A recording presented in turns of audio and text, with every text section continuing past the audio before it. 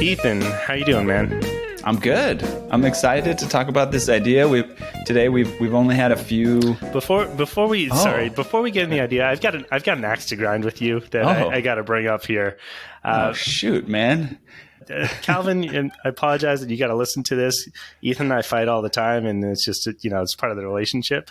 Ethan, you brought up this service for finding unclaimed money a couple weeks back, a couple episodes. Okay. I think it was with Ryan Kuhn. Yeah. And I submitted that, and you're talking all about how much money you can save. Yeah. And, now I'm $2,000 in the hole as a result of your unclaimed money suggestion. So thank you very much for that. Well, I have to say that our podcast producer Ari did do the same thing, and she did get money back. And maybe it's a wash for the Run With It team overall. It's a wash for the Run With It team overall. But anyways, for anybody out there, I'm still confident in making this suggestion. You can find on every state in the United States, they have an Unclaimed Money website where you can go and you just search the database and it'll say, hey, you got like $100 here or something from some utility company. You just put your info in and they send you a check. I mean, it's your money. Anyways. Or you send the state of Louisiana $2,000 for some. Hey, it's not my fault that you had an outstanding $2,000 that you owed the state. They just found out where you live. Exactly. So it goes both ways. And now all of a sudden I guess so. I mean, I got a letter afterward. But they sell it as like unclaimed money, right? Like they don't sell it as like, hey, you check if you owe us money. I mean, that's what Ethan sold it to be like. Chris is the first person that I've heard that it actually backfired like that. Honestly, I mean, I'm saying this, but I am grateful for it because it was some tax revision. I had to update my federal tax and they automatically send that to state, and it didn't. You probably had some penalties that were accruing, right? Yeah, so then there's the penalties and all the late fees, and yeah, I just paid it. So now that axe has been ground down, we've got Calvin Correli here on the podcast. He is the founder of Simplero, multi-million-dollar business that helps info educators and business owners to create their platform, the website, everything associated with that. We'll talk about that a little bit more in the episode. But Ethan, you want to tell us a little bit about the idea that Calvin is bringing to us? Yeah, I'll just say, he basically wants to help the homeless. And I know he lives in New York there, in Brooklyn area, especially where I used to live. And I can imagine like why, when, how he came up with this idea that he wants to create some sort of organization, nonprofit, for-profit, whatever, around helping homeless people. I just know you see him, on the subway, on the streets. It's something that some people almost get inured to in New York City. Is this where you came up with this idea? Was it got off the subway the other day and said, hey, maybe I could help? Yeah. I mean, not just New York, but also, I was just in Austin last week. I mean, places with warmer climate tends to, be a little more accommodating for homeless people. But yeah, all over, man. And I'm from Denmark, and there are actually the government does a fairly good job there of helping homeless people off the streets. I don't know, to be honest, the details of it, but it seems like the way that we're addressing it right now as a country here in the United States isn't working. And I'm a big believer that business is the best way to solve the big problems in the world. So yeah, it's a natural thing for me to be interested in, something I've been interested in for years. Yeah, a couple of stats here I found online. Wikipedia says there's 150 million homeless people worldwide. In the city of New York, there are over 57,000 homeless people in the city, just the city of New York. Now, that city has 8.4 million people, so that amounts to a little bit less than 1%, but they're concentrated in specific areas. And I in the research, I saw there's a lot of, competition around you get people coming into homeless shelters in areas that they're not actually from. So there's kind of some controversy around, where should people be taken care of, things like that. But it's definitely a problem. There's people trying to address it, but a lot more could be done. I think that it's useful to think about also the individual here because it's as you said, Ethan, you get inured to it, right? And even when you walk by someone on the street, oftentimes you've been trained to associate them with they're going to spend the money on alcohol or something, or drugs, and there's something that they did to get in those positions. So turn away, don't treat them like a human being. There are tons of people out there who have become homeless, not out of some sort of moral failing or because they made bad life choices. There are tons of Americans who are living paycheck to paycheck. And especially, during a pandemic like this, it does not take much for someone to drop into homelessness. Also, I was surprised at how many actually school-age kids are homeless. I don't have the number offhand, but that's really like picturing a kid, an 8-year-old, having to panhandle for food and money. It's heartbreaking. Yeah, I saw a movie some years ago that also really inspired me about this. I think his name is Neil Donald Walsh. He's the author of a book called Conversations with God. Are you guys familiar with him? Is the movie have the same name?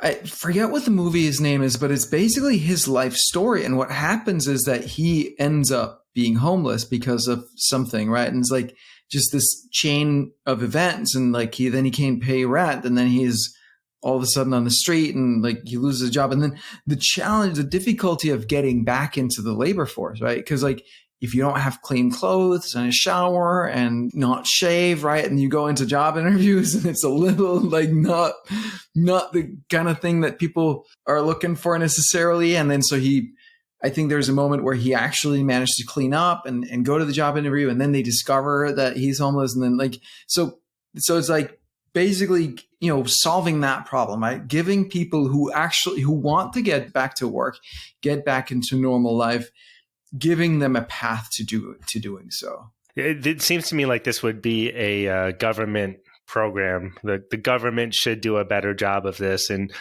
for me, I don't tend to rely on the government to solve problems. I could see it's obviously something that I think we could get donations for, right? That could be run as a nonprofit. But also, I've just seen too many nonprofits who take and some people are going to be super offended by this, but who take the nonprofit part too seriously, right? Where there's not that accountability and that discipline about using resources efficiently. So I'm a huge believer in business as a force for good. Doesn't mean we can't take donations from other people, but let's see if we can't make it actually profitable, right? There is a very, very healthy discipline that comes from that. So let's not wait for the government to try to solve it when we can solve it ourselves. I'm not an expert in nonprofit, but I've talked to some people who are deeply involved with nonprofits. There's a woman here in Chicago who used to work for Google. She's got a program called Brave Initiatives, helping young women get into technology. I learned an interesting thing from her. I think this is, a true thing that's pretty consistent across not-for-profits. Just to give the people out there a sense of how the things go down. If you raise money as a donation, there are limitations on it, on how you spend it within a non-for-profit. But if you have some sort of a product that you sell, then there's less limitations on what you can do with that money. So there's actually, as she told me, people talk about, they think that if you run a nonprofit, you have to be poor, right? Or that you should not be making money, or you shouldn't pay yourself a good salary. And basically she said she doesn't believe that that's true, and that you just have to limit, you can't just take donations in and make that your salary. But if you could do something productive where people are going to pay for it, then there's less limitation. You can actually make an okay living if you have an interesting design to the way the organization's run. For this idea, we probably don't need to go in too much to the problem and the opportunity. People can look up the statistics there. We'll link to, there's a report that the U.S. government put out last year in September, the state of homelessness in America. So you'll be able to read that, 41 pages, all about it. But let's get into the how this would actually work, because of course there are homeless shelters out there and different services that exist. I'm trying to do some research on why those systems don't work right now. I think that'd be a good starting point to try and come up with an alternative. I came across the figure that a homeless person costs a city $80,000 per year. So that's per year per person. And you can make a business case to house them and provide some services and it would be at significantly less money than $80,000 a year. The median income in the United States is something like $50,000 a year. So it's kind of similar to the prison system where you're paying more for an outcome that is not better for that person. Right. I'm thinking of it more like not as a place that you go get housing and like it's cheaper or that. It's a time limited program where at the end of it, you're fully equipped to go out and get a decent job and enter the American middle class. That would be the goal, right? Like just be a fully functioning member of society. That would be the goal. I'm picturing something closer to rehab as you're describing that. Yeah. I was going to get into some of the business model that you brought up here. I think is pretty interesting. Charging a percentage of earnings after people graduate, like programming boot camps. That is a very long view of how this could all work out. And of course, people at least have this perception, and it's probably true to some extent, that the majority of people who enter a homeless shelter are not going to make it out the other end, and they're not going to get high-paying jobs that are going to provide some return on investment if you're taking some percentage of profits. So thinking through the math there, it doesn't seem like that would be enough to sustain a facility like this. No, but we don't need any one source of revenue to cover everything, right? And I also think so. I don't think this wouldn't be appropriate for everyone, right? Some people, it's too late. There's just too much stuff, too much trauma, too many years of drug use or whatever. Like it's for some people, it's just too late, right? So it's about finding the people that it would be applicable for. And that would we be able to help and rehabilitate and get out on the other side. Another example that comes to mind for me was I have a mentor, Dan Martell. He does a coaching program for SaaS companies called SaaS Academy. We're a member of that. When he was a young man, he was in trouble with police and drugs and all kinds of trouble. And I think he ended up like being stopped by the cops with a gun and like was big trouble. He ends up in an institution called Portage, which is kind of a rehabilitation institution for young kids like himself. And he's out now today, very, very successful entrepreneur and investor, making millions and millions. And so he keeps, I think he donates to this place, right? So we don't have to make money on every single one, but maybe some of these people that come out actually end up being very successful and become part of an alumni. Another thing that he does is for everyone who's at Portage, he's like, hey, if you stay sober for a year and then you want to start a business, I'll be your mentor for free, right? People normally pay him $24,000 a year and up. And he's like, I'll mentor you for free. You have to stay clean. You have to do the work, but I'll do that, right? So creating networks like that of people who actually made it through it or who can relate to it for some reason and they want to contribute to this, I think could be super powerful. Yeah, there's an interesting tension between this being a business and a philanthropy that I think make it a little bit hard for people to categorize in their mind. And that's not me just speculating. I listened to an episode of Gimlet's, I think it's their version of Shark Tank. I forget what the pitch is the name of the podcast. And someone on there brought up an idea, which I will share with you guys, for an idea to solve homelessness. And one of the challenges that they got back from the panel was they didn't feel good about investing in this company from their venture capital arm, but it was positioned as a for-profit business, so they also couldn't justify donating the money to the organization. So that's something that I want to come back to, but I do want to talk a little bit more about this competitor. It exists in the marketplace right now in Seattle, a company called Samaritan, and I'll just outline how it works here.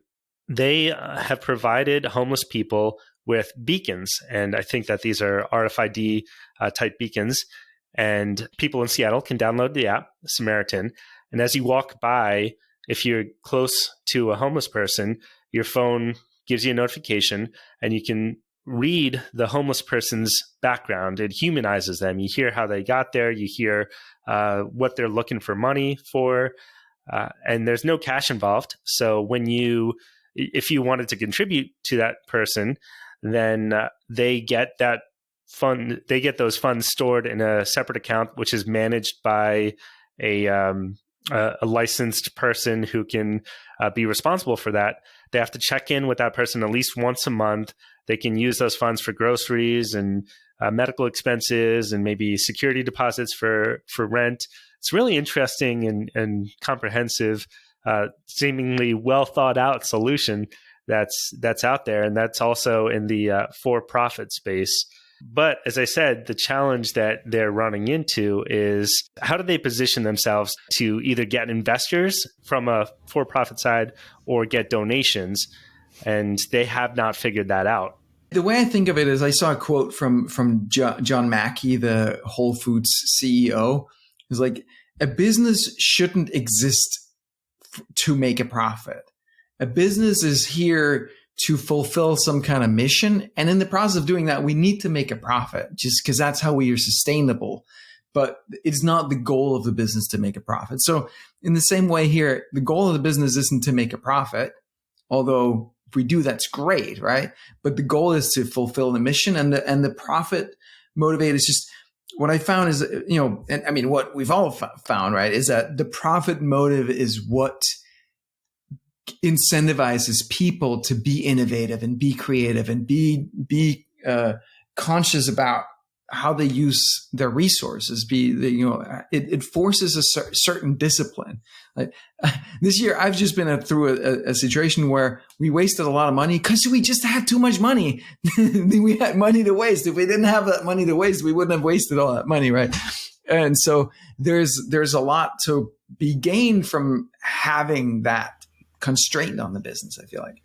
I'm thinking of an example of another organization out there who is in this gray space of you're trying to get a return versus you're making a pure donation. And it's a little closer to the donation side, but it's KIVA. And it's a micro lending platform that you can donate some amount of money to, as little as $25, and they will allocate it to someone who can use it to build a business in whatever fashion they best see fit. And then 97% of the time, you get that money back. But that is this example of it's in between the two spaces. Mm-hmm. So I still think that there's something there. There's some impediment to people, either with their I need to make money hat on or I need to do social good hat. And if I were to try and help people out, it's like, I should just donate that money as opposed to putting it in KIVA. I still feel strongly about the business, the profit motive, but regardless, like we can talk about how to actually go about building the business and what the steps are.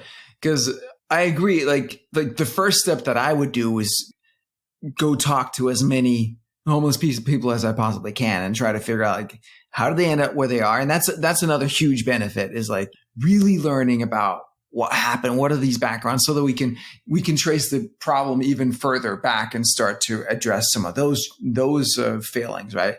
But yeah, and identify people that we can help, and then put together a curriculum for them. That would basically be where I would start.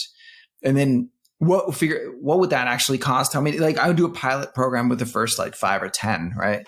And just find whatever funding we could find for that. So I mean, when you start a business, you don't know anything, right? You have to figure it all out. You have some ideas, but 90% of them are going to turn out to be wrong. I think I would start by calling the founder of Samaritan. They've got a number on the website. It doesn't strike me as them having a big team. He's been grappling with this problem for years.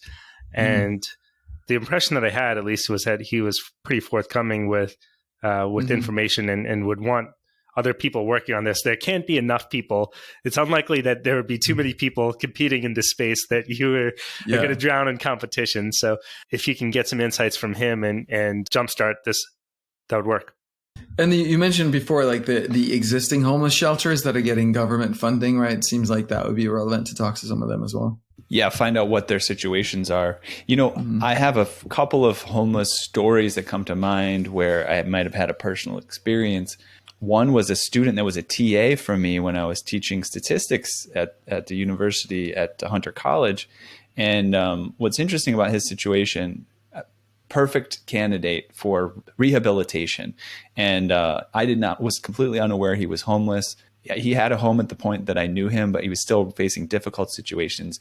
He wasn't turning in some projects that I needed to. I was like, hey, what's going on? He's like, my mom's sick. I was like, do you have family that's going to help you? He's like, no, I don't have family that's going to help you.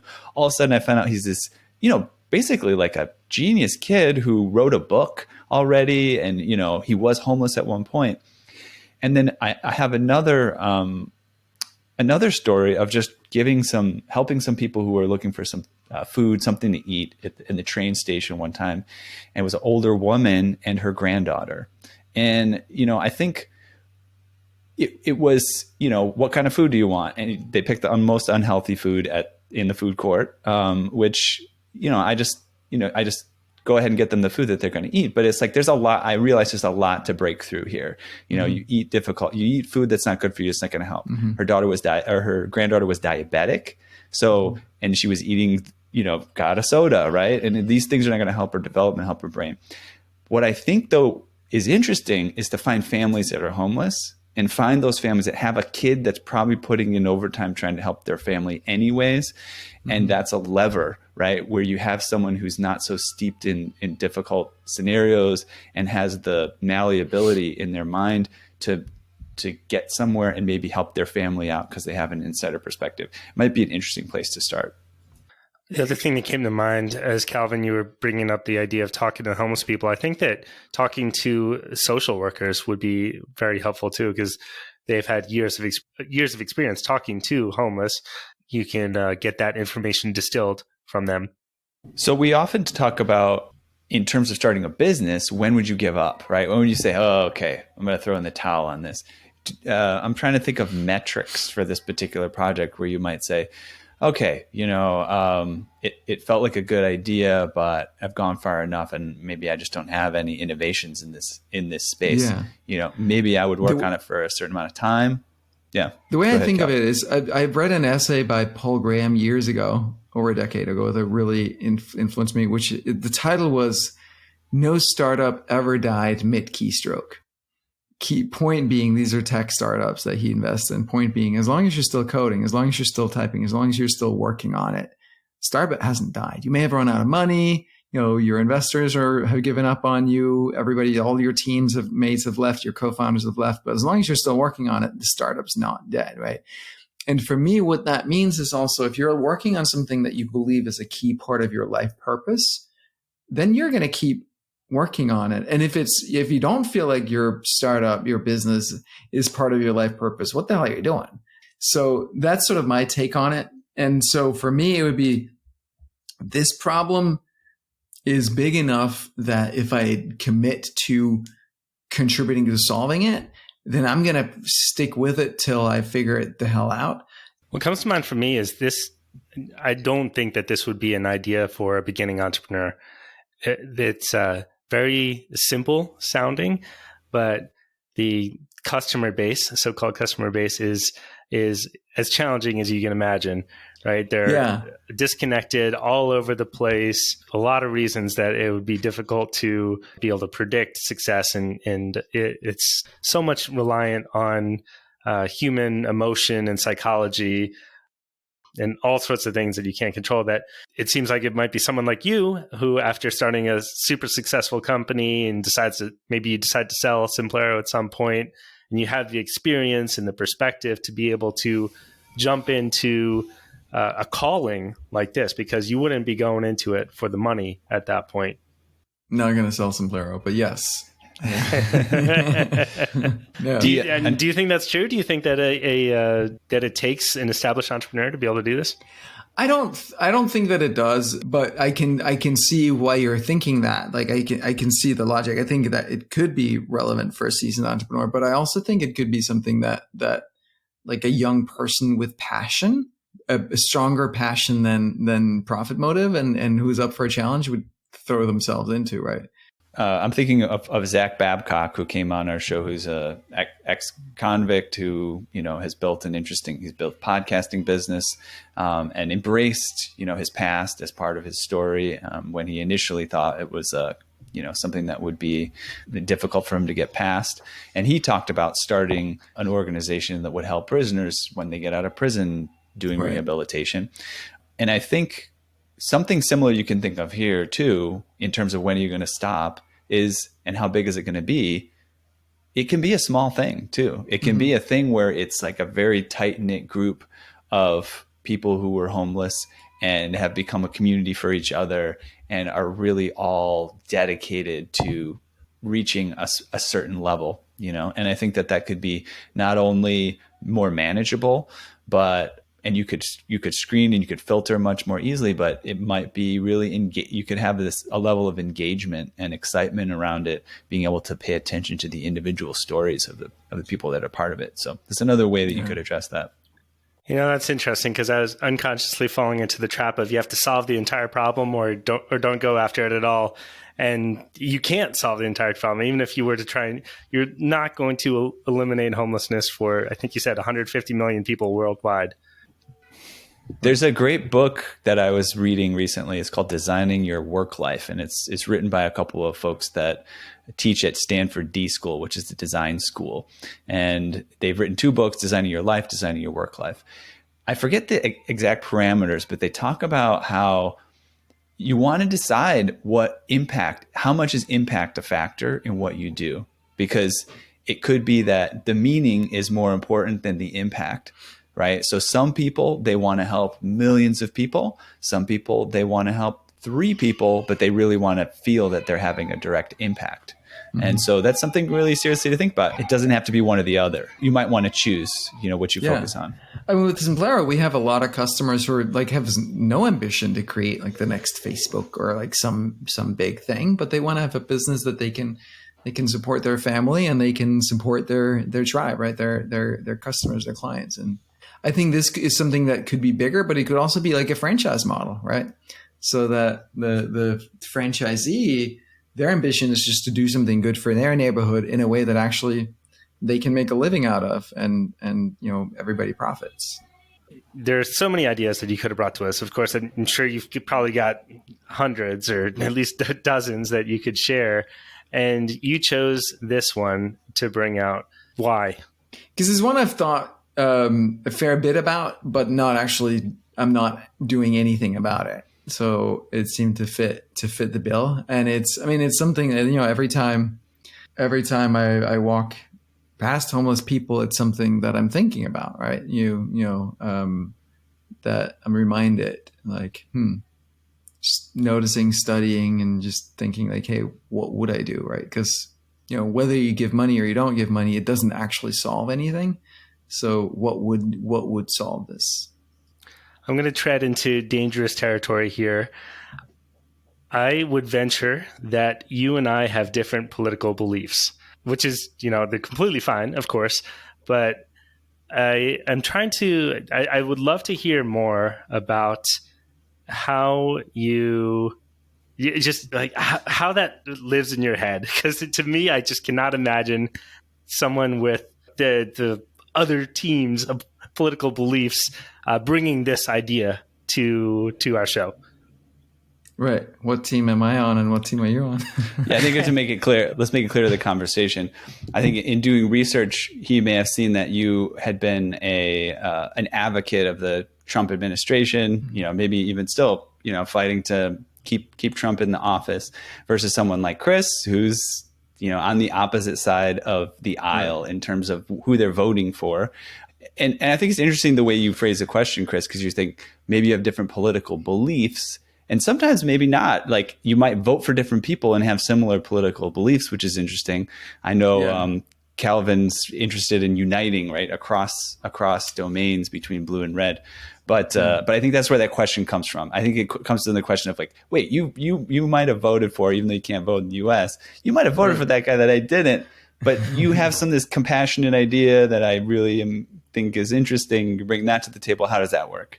Is that a good rephrase, Chris? Yeah, I think that it's me coming in humbly saying I want to learn more about the other side, so to speak, the Trump supporters. Totally get it. So for my entire adult life, living in America and being oriented towards America, I always considered myself a Democrat. There was just, all my friends were, and that was just seemed to be the thing. And then it's like 3 years ago, I started to really pay attention and do research and study. And I, read somewhere like 100 different books on all kinds of political things and started, videos and YouTubes and interviews and all that stuff. And what I found was that while the goals are actually the same, what I found was the policies of the Democrat Party and the political left don't work, right? They actually make the very problems that they intend to solve worse, whether that's by design or just because they don't know how, the world works. I don't know, but that seems to be the case. And so that's why I drifted conservative. And I actually think if you look at Trump, I don't want to make this about Trump, but if you look at Trump policy-wise, he's done a lot of policies that actually have worked and have worked really well. So that's why. And so, yeah, for me, whether I saw myself as a Democrat, I don't see myself as a Republican now, because I think all of our politicians are, I don't think any of them are on our side as people. I think they're on their own side. Yeah, for me, it's like the outcome, the goals that I want to solve are the same, right? And that was the big realization I had is like, hey, whether you're on the left or the right, our goals are actually the same. We just don't agree on how to get there. So if we can stop focusing on, I want this, and I want Medicare for all, or I want private or whatever, and stop having that argument and stop having the argument about like, hey, what do we want? We want people to be healthy, happy, prosperous, safe, thriving economy, healthy planet. All right. What are the things that are going to get us there? And then test them and see what works. Let's test and see what works. If it brings people out of homelessness, great. If it keeps people staying stuck in homelessness, not great. One of the biggest problems in politics, probably worldwide right now, is that the people with rational or moderate or whatever, the people willing to at least work with the other side are the ones least likely to talk about politics in general. The people who are most empowered or feel most confident in talking about politics are the ones who have the most extreme views and aren't going to listen to anything that you say. So I think that, with this election that we've just had and there's still a lot of rebuilding that needs to happen. And the only way that it happens is with people reaching across the aisle figuratively and sharing their opinions and coming to that point of agreement of, hey, what are we trying to solve here? We're both trying to figure this out. We may disagree on the means, but yeah, let's have a conversation about it. So wanted to point out to just call out that one of your goals that's in your Twitter headline there, as well as you want to be a special advisor to the President of the United States on conscious nation building. And you're at least a step of the way there because you're followed by Barack Obama on your Twitter feed. I don't know if you know that. I saw that. Yeah. Yeah, that's pretty cool. We don't interact much, but he gives you a retweet every now and then. Barry and me, right? We go way back. Yeah, very cool. That's pretty cool. That's pretty cool. Appreciated having you on the show here. Where can people go to learn more about Simplero? Go to simplero.com. It's simpler. I like to say it's the simpler way to business orgasm because it just makes it so fun to do business. Nice. Awesome. Oh man, I can't remember the last time I had a business orgasm. Right. Yeah, you need to use more Simplero in your business. Great. Well, to the listener out there, for you listening, for those of you that we've been ignoring this entire episode, thank you for listening. That works for me, but I'll try. For you listening, let us know what you think about this episode. Email us at update@runwithit.fm. Like, retweet, all that stuff. Leave us a review on iTunes. As Calvin said, only if it's 5 stars. No, I mean, we'll accept the lesser feedback if it's, real, authentic. We want to hear what you're thinking about it. Via email. By email would work. Okay.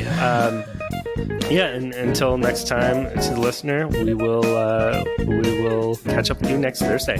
Thanks for tuning in.